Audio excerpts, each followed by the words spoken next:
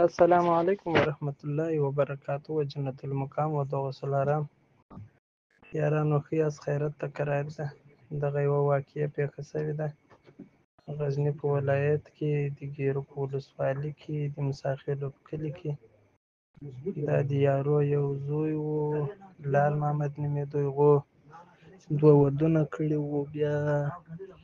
زړې کډې عیال نه و دا د نوي وو بیا له زړې سره یې لږ څه جنجال منجال هم کړی و ښه وضع نه ورسره که بیا یې زړه راولاړه شوې ده کرار یې دا شی ځینې پرې کړی ده هغه یې هم له ځانه سره وړی ده اوس دا هم تللې ده شی هم ورسره وړی ده حالات ډېر خراب دي که د هر چا دوه ښځې باید ډېر